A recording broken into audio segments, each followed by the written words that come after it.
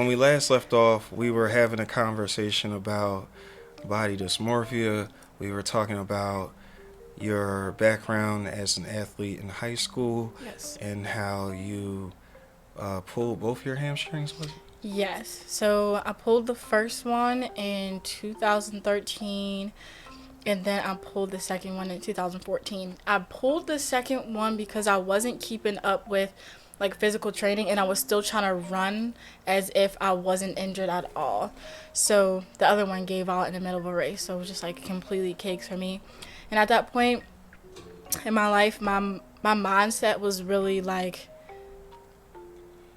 not bad, but not really motivated. So once it happened, I got injured, I quit the team, and that's just what it was. I went to go work at McDonald's and start dating drug dealers, just being honest. After that, I just didn't care. I took a completely different path. Like, there was no running for me. But if I could go back, I would want to, what would it be called? Not nurture myself back to being able to run. I guess that's a good wording. But I would want to run again, and then I would want to run in college. But, sometimes you get influenced by outside sources, so it's like whatever. And I wanted to get my first job because, like, running track, I really wasn't able to have a job. But then it was like my mom was like, well, I'm not giving you no money no more. I was like, oh, shit. I guess I have to get a job. And then I met a drug dealer. Okay. That is a secret.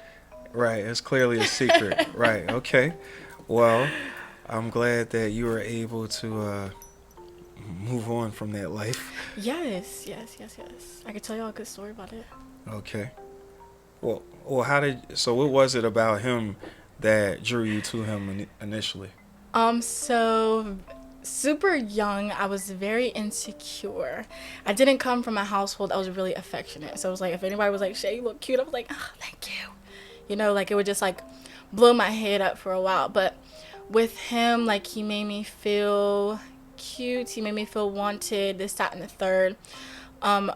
Sadly, like, looking back on it, it's like I put myself in some very unsafe situations just because what he thought it was cute.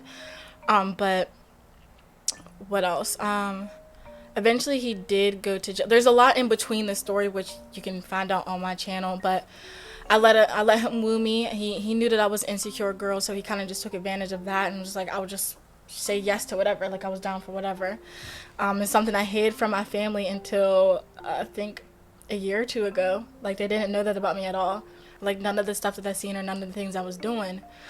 So that was like one of my deepest, darkest secrets. But when I was 17, he went to jail. I'm not going to say what he went to jail for, but he's still there. And I remember it was like my last year of high school. Yeah, 12th grade.